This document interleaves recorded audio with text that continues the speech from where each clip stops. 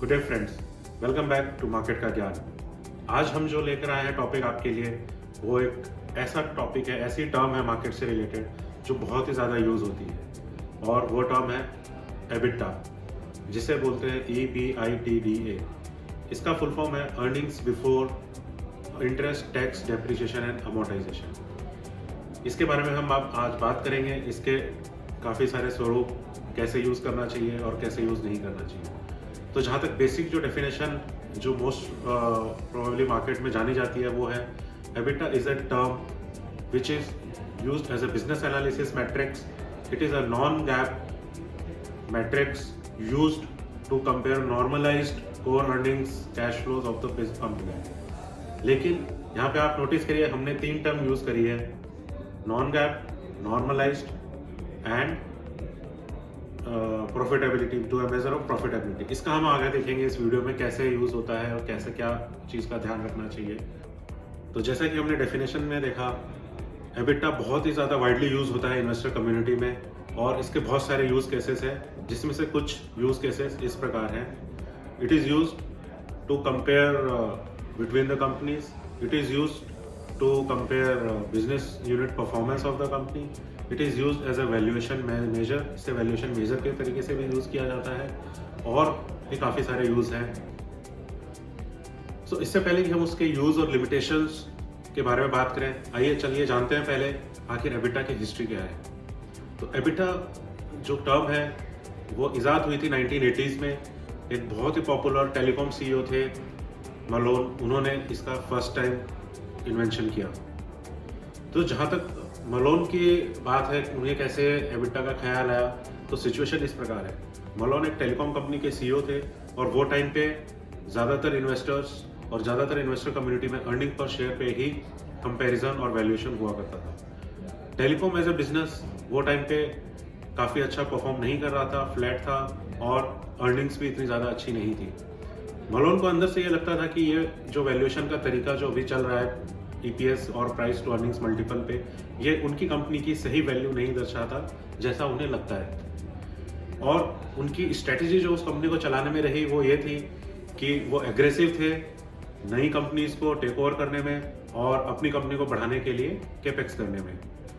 इसके मद्देनजर उनकी जो अर्निंग्स थी वो स्वाभाविक रूप से उनके कॉम्पिटिटर से भी कम थी। हालांकि फ्यूचर के लिए वो बहुत अच्छी स्ट्रेटेजी, ग्रोथ स्ट्रेटेजी से साबित हुई और होती है, लेकिन बिकॉज EPS में ये सब भी कॉस्ट इंक्लूड होती है, इसलिए उनकी वैल्यूएशन अपने कॉम्पिटिटर से भी कम थी। तो उन्होंने सोचा कि क्यों ना कंपनी को कैश फ्लो के बेसिस पे वैल्यू कराए। तो जब हम कैश फ्लो की बात करते हैं तो आप जरा ध्यान से सोचिए कि पहला लाइन आइटम कैश फ्लो में क्या होता है। पहला लाइन आइटम होता है, जी हाँ, जिसे आज हम जानते हैं एबिटा के रूप में। तो मलोन को यही आइडिया आया कि क्यों ना हम कंपनी की वैल्यू एबिटा के ऊपर करवाएं, जिससे कि कंपनी का जो डेप्रिसिएशन और केपेक्स के स्पेंड्स है और टैक्स का भी फायदा मिले और कंपनी की अच्छी वैल्यू आए। बिकॉज अगर ये दोनों आइटम हटने हैं तो कंपनी का जो एबिटा है वो जाहिर तौर पे काफ़ी हाई होगा, और अगर उस पर वैल्यू होगी कंपनी तो काफ़ी अच्छी वैल्यूएशन मिलेगी कंपनी को। और जैसे ही उन्होंने अपना ये आइडिया इन्वेस्टर कम्युनिटी के सामने पहली बार रखा तो इन्वेस्टर्स को भी काफ़ी अच्छा लगा, और यही से शुरुआत होती है बहुत ही फेमस टर्म जो हम आज यूज़ करते हैं वैल्यू के लिए, एबिटा की।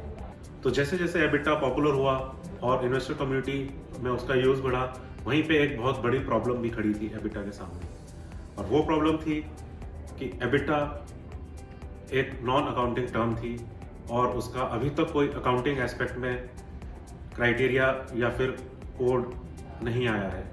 जी हाँ, अब याद आया आपको हमने नॉन गैप क्यों बोला। तो अकाउंटिंग प्रिंसिपल एबिटा को लेके कोई गाइडलाइन नहीं है। इससे हुआ ये कि जिसको जैसे यूज़ हुआ वो उस हिसाब से अपने अपने हिसाब से एबिटा कैलकुलेट करके दिखाने लगे।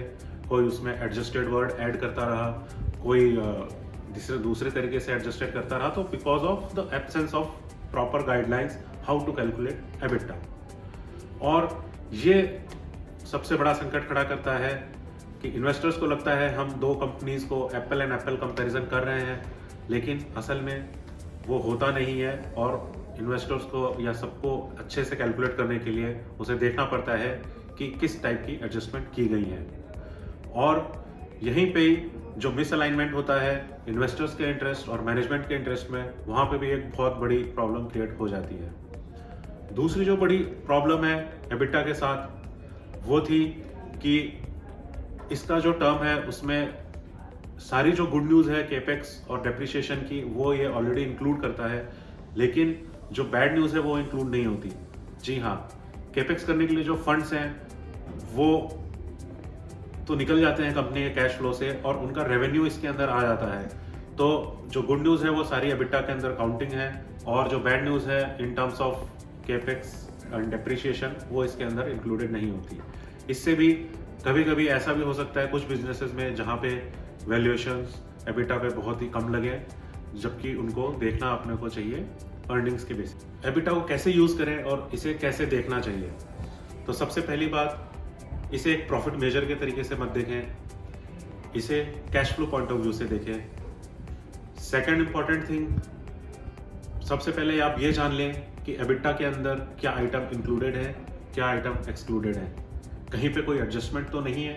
अगर आपको कोई कहीं से एबिटा डायरेक्ट मिल रहा है तो आप उसकी कैलकुलेशन और उसके जो एडजस्टमेंट है उस पर सबसे बड़ा ध्यान दीजिए। Third, look at the cash flows of the business before seeing anything. As we say कि बिजनेस में कैश फ्लो अगर अच्छा है तो आप मैट्रिक्स कुछ भी लगा लीजिए कि बिजनेस अच्छा करेगा, तो cash flow is the king. So EBITDA को देखें लेकिन उसको cash flow point of view से देखें। सो ये था आज का हमारे लिए मार्केट या आपके लिए मार्केट ज्ञान। Thank you. Investment in securities market are subject to market risks. Read all the related documents carefully before investing.